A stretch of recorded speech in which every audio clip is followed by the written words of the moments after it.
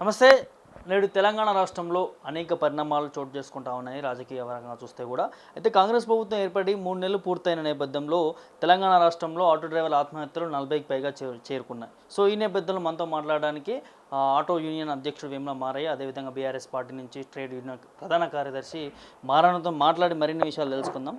అన్న చెప్పండి, ఇవాళ రాష్ట్రంలో దాదాపు 40కి పైగా చేరుకున్నాయి ఆత్మహత్యలు. మరి ఏంది పరిస్థితి ఎలా ఉంది? ఈ రాష్ట్ర ప్రభుత్వం దున్నపోతు మీద వానబడ్డట్టు అనేక మార్లు అనేక సందర్భం ఎన్ని చెప్పినా దాన్ని రాజకీయ కోణంలోనే ఇతర పార్టీల మీద ప్రతిపక్షాల మీద వేసి ఈ ప్రభుత్వం పబ్బం గడుపుకుంటుంది. కాబట్టి 40 మంది కాదు, ఇంకా అనేక మంది చనిపోయే ప్రమాదం ఉంది. మేము పదే పదే చెప్తున్నాం. ముఖ్యమంత్రి రేవంత్ రెడ్డి గారు, రవాణా శాఖ మంత్రి పొన్నం ప్రభాకర్ గారు ఈ విషయాన్ని చాలా లైట్ తీసుకుంటారు. అంటే ఎక్కడ ఏ డ్రైవర్ చనిపోయినా అది వాళ్ళకున్నటువంటి ఆర్థిక ఇబ్బందులు, అప్పులు లేదా సమస్యలు, కుటుంబ సమస్యలు వలన చనిపోయినట్టుగానే దీన్ని చూస్తారు తప్ప నిజంగానే మరి ఇది ఎందుకు ఎన్నడూ లేనిది ఇప్పుడే ఎందుకు జరుగుతుంది? ఓనాడు రైతు ఆత్మహత్యలు ఉండే, ఒకనాడు విద్యార్థులు ఉండే, ఓనాడు ఇంకో రకమైన ఆత్మహత్యలు ఉండే. కానీ ఈ రాష్ట్రంలో ఈ ప్రభుత్వం వచ్చినాక అసలు ఎందుకు జరుగుతుందని చెప్పి ఇప్పటి వరకు వాళ్ళ కన్సల్ అధికారులతో సమీక్ష చేసి వీళ్ళపైన మరి ఏదో ఒక నిర్ణయం తీసుకోవాలనే ఆలోచన ఈ ప్రభుత్వానికి లేదు. కాబట్టి ఇది బలిదానాలు తీసుకున్నటువంటి కాంగ్రెస్ ప్రభుత్వానికి ఒక చరిత్ర ఉంది. మరి ఇలా ఆటో డ్రైవర్లను పూర్తిగా బలిదానం తీసుకుంటుంది. మరి ఇంకెంతమందిని తీసుకుంటే చలిస్తారు అనేది కూడా మేము ప్రశ్న చేస్తున్నాము ఈ ప్రభుత్వాన్ని. ఇలా ఆటో డ్రైవర్లు ఇలా మొన్న నిజామాబాద్లో ఒక డ్రైవరు తన భార్యను చంపి తన ఆత్మహత్య చేసుకొని తనకు ప్రూఫ్ కూడా ఇచ్చిండు, రికార్డ్ చేసి ఆ స్థానిక ఆటో డ్రైవర్కి పంపిండు. నేను ఉచిత బస్సు వల్లనే నేను గిరాకీ కాక నా కుటుంబాన్ని పోషించుకోలేక నేను చనిపోయిన తెల్లారి నా భార్య మీద అప్పుల వాళ్ళు పడతారు, అనాథ అవుతుందని చెప్పి నేను ఇంత కసాయిగా ఆలోచించిన భార్యను కూడా చంపి నేను చచ్చిపోతున్నా అని తన తోటి డ్రైవర్కు కాంగ్రెస్ ప్రభుత్వం పేరు తీసుకొని చేసారు.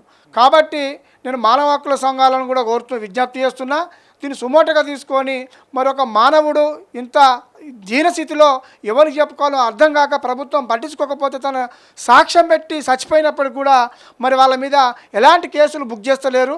కాబట్టి మానవ హక్కుల సంఘాలకు నా విజ్ఞప్తి, మీరు పట్టించుకోవాలి, మీరు ఈ ప్రభుత్వం మీద కేసు వేయాలి హైకోర్టులో. ఎందుకంటే మనం అనేకం చూస్తాం, ఓ చిన్న కేసు దొంగతనం అయితేనే అతను సాక్ష్యం చెప్తే అతను కేసు బుక్ చేస్తారు. ఇలా సాక్షాత్తు ప్రభుత్వం మీదనే రికార్డు పెట్టి చనిపోతే కూడా మరి అతని మీద పోలీసులు కూడా ఇలాంటి కేసులు బుక్ చేయట్లేదు. కనీసం పోలీస్ డిపార్ట్మెంటు మరి నిజాయితీగానే ఈ పద్ధతిలో వీళ్ళు ఇబ్బంది పడి చచ్చిపోతున్నాం కూడా పోలీసులు కూడా ఇక్కడ చెప్తలేరు. కేసు బుక్ చేసినప్పుడు ఒక నిర్ధారణ చేస్తారు, అంటే ఇతను ఎందుకు చనిపోయాడు అనేది ఒక నిర్ధారణ, ఒక శవ పంచనామా చేయడం కానీ అతని విధి విధానాలు ఏం ప్రాబ్లం చచ్చిపోయాడు కూడా పోలీసు ఎంక్వైరీ చేస్తుంది. ఆ ఎంక్వైరీ రిపోర్ట్లో కూడా రాస్తారు నిజంగానే ఈయనకు ఏ ప్రాబ్లం చచ్చిపోయాడని. అట్లాంటి పరిస్థితిని కూడా ఇలా ప్రభుత్వము తీసుకొని వాళ్ళ గురించి ఆలోచిస్తలేదు. మొన్న మలక్పేటలో చాలా దారుణం. మలక్పేటలో రమేష్ అనే ఎస్టీ ఆటో డ్రైవరు, అతను తన భార్య కరోనా సందర్భంగా అప్పుడు కరోనాతో చనిపోయింది. 2 చిన్న పిల్లలు ఉన్నారు. అతను కూడా ఆటో ఫైనాన్స్ వాళ్ళు గుంజుకుపోయారు. చూడు గమ్మత్, అక్కడ ఆటో వాళ్ళు ఫైనాన్స్ వాళ్ళు గుంజుకుపోయారు. కారణం ఏమిటి? దందలు అయితే లేవు, ఫైనాన్స్ కట్టలేదు. కట్టని కారణంగా ఆటో గుంజుకుపోయారు.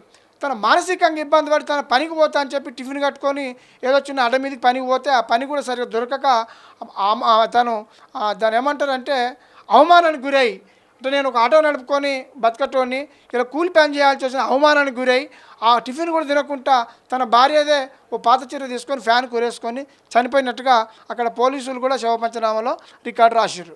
స్థానికులు కూడా చెప్తున్నారు.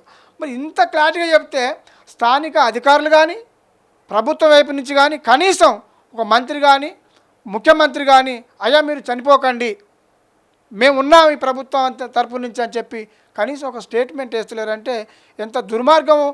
ఈ దేశంలో నాకు తెలిసి తెలంగాణ రాష్ట్రంలో ఇంత దుర్మార్గమైన పరిస్థితి ఏ రాష్ట్రంలో రాకపోవచ్చు, రాకూడదని కూడా నేను కోరుకుంటున్నా.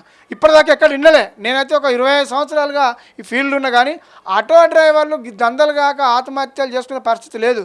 ఆటోకు ఒక చరిత్ర ఉంది. ఇతర రంగాలలో లాస్ అయిన వాళ్ళు, ఇతర బిజినెస్లలో ఇబ్బంది పడ్డోళ్ళు, నిరుద్యోగులు, ఇతర జిల్లాలకు వెళ్ళి వలస వచ్చిన వాళ్ళు ఆటో పట్టుకుంటే నా కుటుంబాన్ని పోషించుకోవచ్చు ఎమ్మటే అని చెప్పి ఓ సిస్టమ్ ఉంటుంది.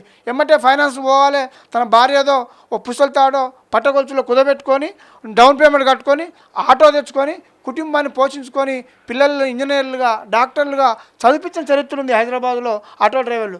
అట్లాంటి ఆటో డ్రైవర్లు ఇవాళ ఆటో దంద లేదని చెప్పి ఆత్మహత్యలు చేసుకుంటున్నారు అంటే ఇది ఎంత దుర్మార్గం అనేది మరి ప్రభుత్వం ఆలోచించాలి. మా ఆటో డ్రైవర్లకు కూడా చెప్తున్నా, మీరు చావకండి. మేము చావో రేవో ప్రభుత్వంతో కొట్టడానికి మన సంఘాలు ఉన్నాయి. మేము అదే కోరుతున్నా మొదటి నుంచి మన సంఘాలు ఉన్నాయి, మనం కొట్లాడదాం.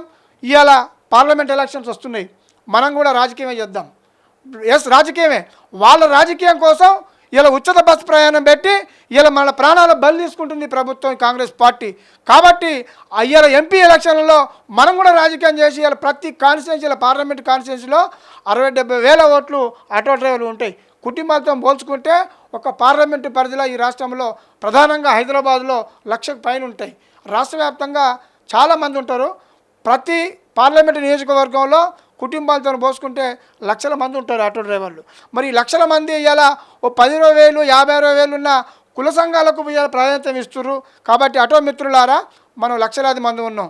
ఓటుతోని బుద్ధి చెప్పుదాం ఈ కాంగ్రెస్ ప్రభుత్వానికి, ఈ కాంగ్రెస్ పార్టీకి. మన ఓటుతోని బుద్ధి చెప్పుదాం, మనం ఏకమైదాం.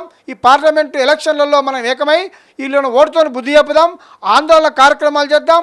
మనము అనేక సందర్భాల్లో మనం నిరసన చేద్దాం, కానీ ఆత్మహత్యలు చేసుకోవద్దని పదే మీ మీడియా ద్వారా మా ఆటో కార్మికులకు విజ్ఞప్తి చేస్తున్నాం.